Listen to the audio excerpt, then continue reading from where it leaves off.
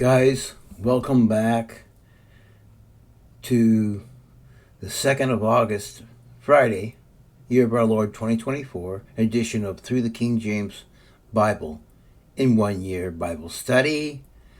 I'm your teacher, host, commentator, and servant, Heavenly Sunshine. Thank you for coming back once again.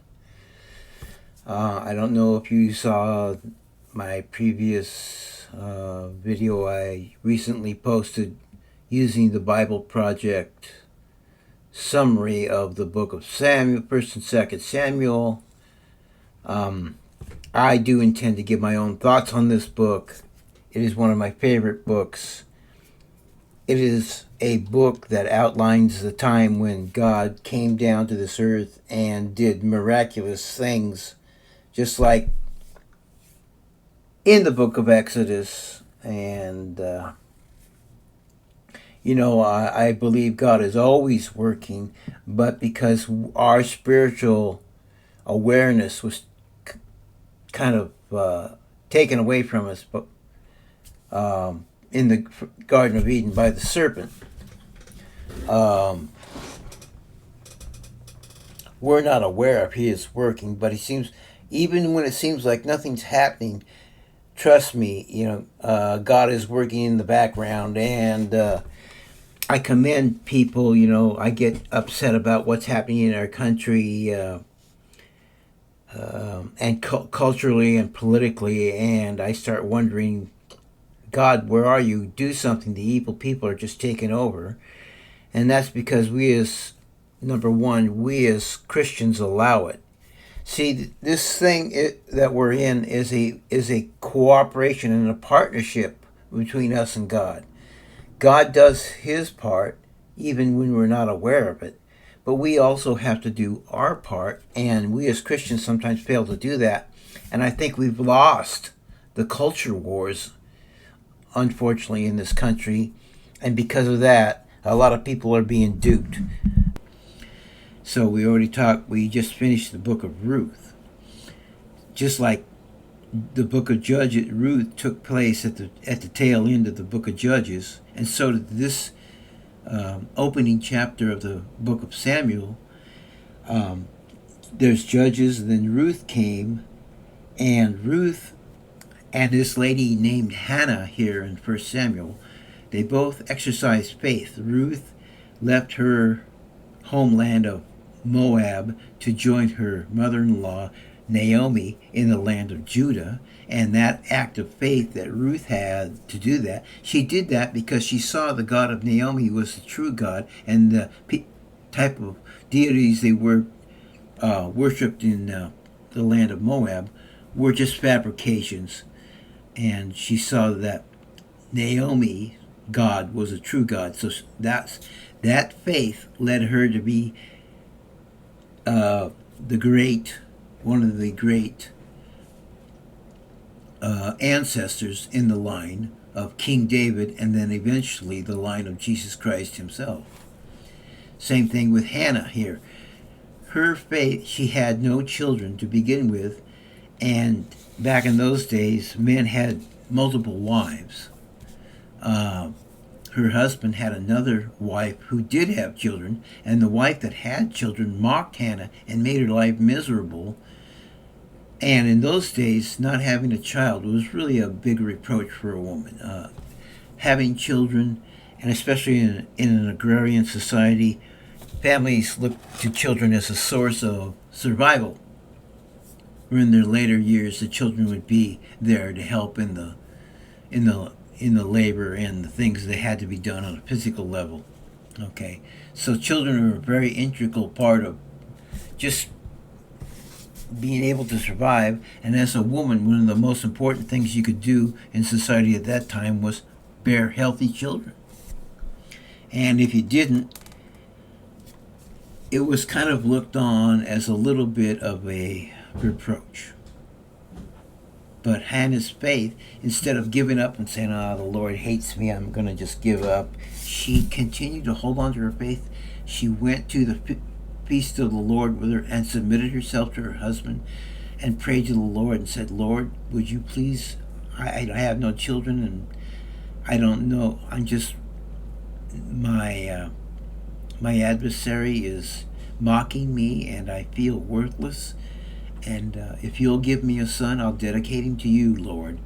And there is the idea of a person dedicating themselves to the work of God, like a priest or something, back during this period of time, which was called the Nazarite, where a person would separate themselves and give their entire life to just seeking God. And she said, Lord, if you'll give me a son, I'll bring him to the temple and I'll give him to the priest as a Nazarite unto you. And the vow of the Nazarite was outlined in as early as the book of Exodus, if I'm not mistaken. Somebody can look that up. I don't want to go back and spend time trying to find the original reference, but just look up the word Nazarite in the Old Testament, and you can do your own research on it and find out what that was all about. Bottom line, it's a person who's dedicated themselves solely to be a follower of God, which is what I hope I am, and as modern pastors and priests do today. That was their they did the same thing back then in the Old Testament. So these two women stepped out in faith, and because they did that, it helped bring the entire nation of Israel out of the doldrums of the book of Judges. They had lost contact with the written word of God. They still had the Ark of the Covenant at this point, but they had forgotten. If you read the end of the book of Judges, there was the guy, I think the last guy mentioned in the book of Judges. He had been living in a culture that had been influenced by these pagan cultures, and so he thought the Ark of the Covenant and things was compatible with was just like a talisman or something, some sort of a magical object, which of course it wasn't. It was designed to be a point of reference for the Israelis, a symbol of God, but it wasn't supposed to be like a magic talisman or anything like that. But this guy in the book of Judges, being influenced by the idolatrous culture that he was surrounded with, hired himself a person who they had little bits and pieces of the law still in their memory by word of mouth, but they had disobeyed God for so long in the book of Judges. They had lost contact with the laws and how it was supposed to be followed. So they looked on as the Ark of the Covenant and Levite as just another religion, along with Baal and all these other Molech and all these other gods that were being worshipped by these surrounding pagan communities that God said they were supposed to overthrow.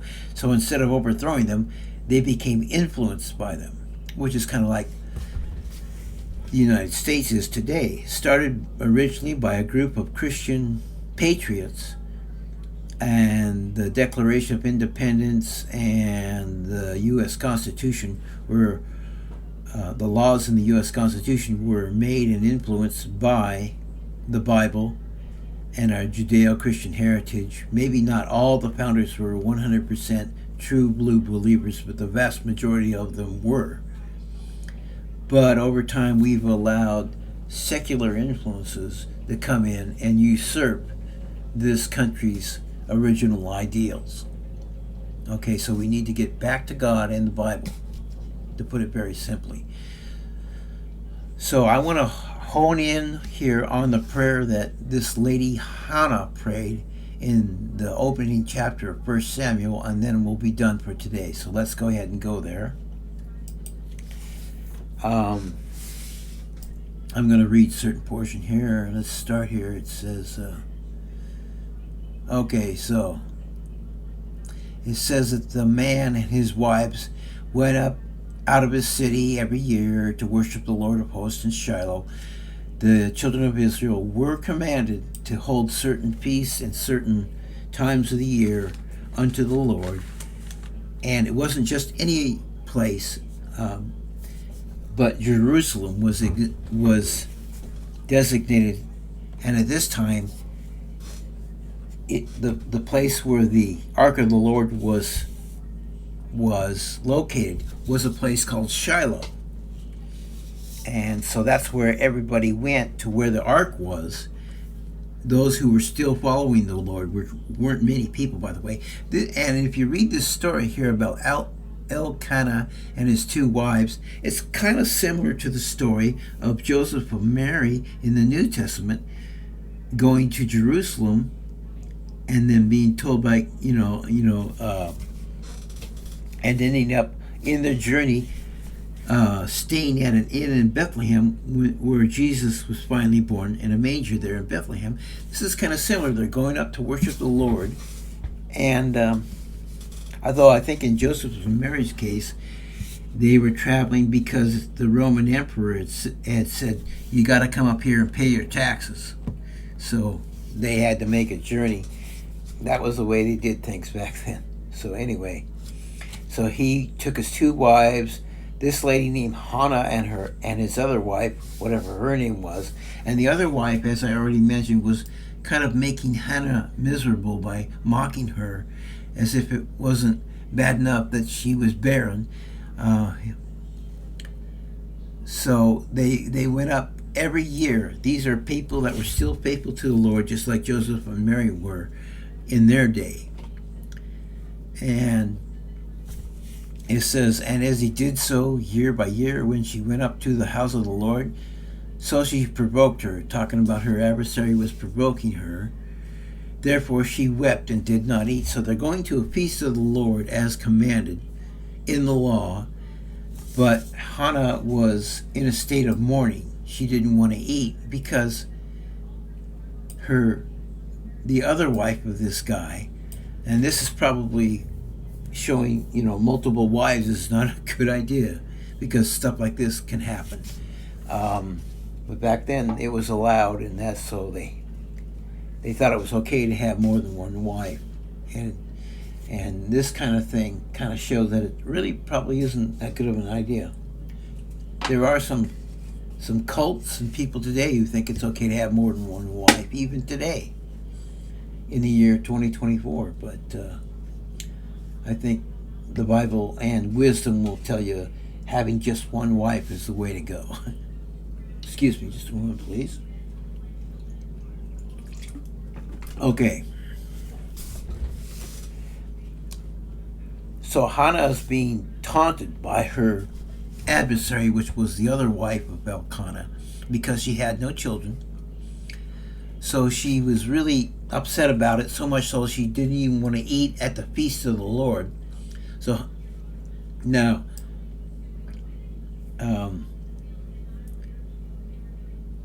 Elkanah, her husband, said to her, Hannah, why weepest thou, and why eatest thou not? Why is thy heart grieved? Am not I better to thee than 10 sons? So he's trying to comfort her here. So Hannah rose up after they had eaten in Shiloh, and after they had drunk. Now Eli the priest sat upon a seat by a post of the temple of the Lord. So this guy is a Levite, and he was the high priest at the time. Now the law prescribed that a member of the tribe of Levi would always be the high priest, and then when he died, his sons should take over for him, and so on and so on. So the current priest at this time was a guy named Eli, who had 2 young sons who were supposed to be helping him minister to people as they came up to keep these feasts of the Lord as commanded in the law. Okay, so here this guy Eli is there in Shiloh, the high priest. Hannah rose up after they eaten in Shiloh, and after they had drunk. Now Eli the priest sat upon a seat by a post of the temple of the Lord, and she was in bitterness of soul, and prayed unto the Lord, and wept sore, and she vowed a vow. Now listen to this now. And said, O Lord of hosts, if thou wilt indeed look on the affliction of thine handmaid, and remember me, and not forget thine handmaid, but wilt give unto thine handmaid a man-child. So here she is. She had gone for several years, and it would become obvious she had not borne any children, and probably wasn't able to. she made this prayer instead of throwing up her hands in despair or going to a pagan god or turning into an alcoholic or a drug taker or something. She kept her faith and continued to pray, believing that God was going to help her.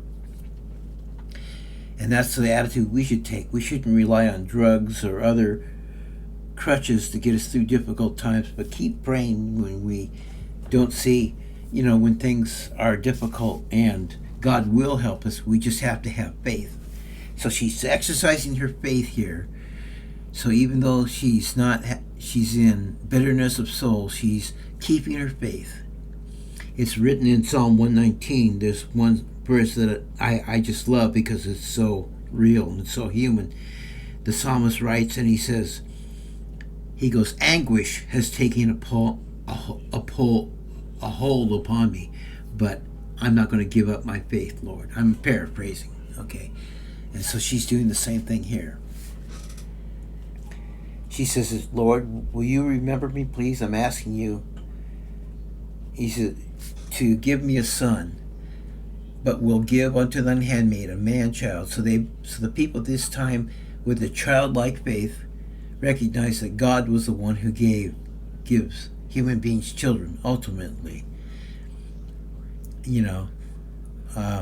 Then she said, then will I give unto the Lord him unto the Lord all the days of his life, and there shall no razor come upon his head. So she's referring to the vow of the Nazarite. Part of the vow of the Nazarite was they didn't cut their hair.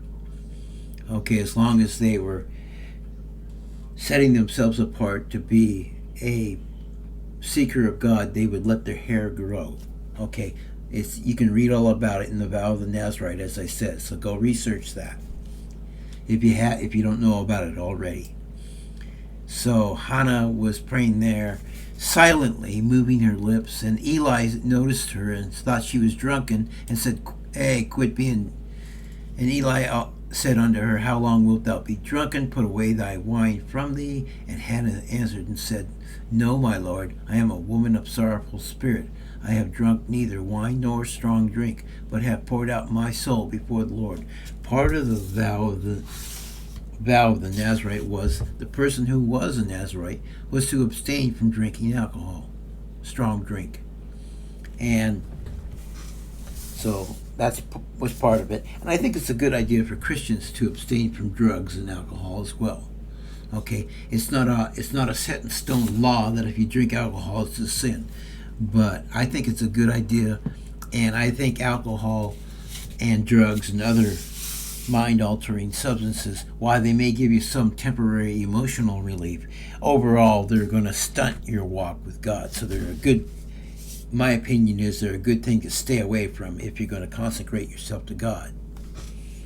Then Eli answered and said, go in peace, the God of Israel grant thee thy petition that thou hast asked of him. So now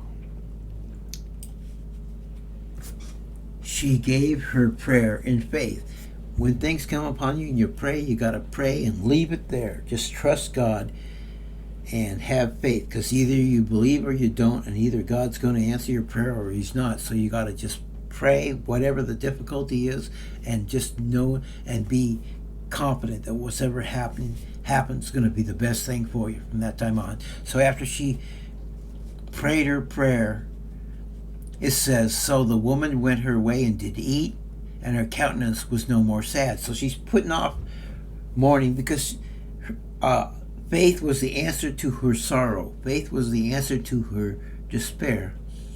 Because once you've come before the Lord and given your problem to the Lord and laid it at his feet, leave it there. Don't pick it up again. Just trust God to answer your prayer and accept whatever answer is going to come your way.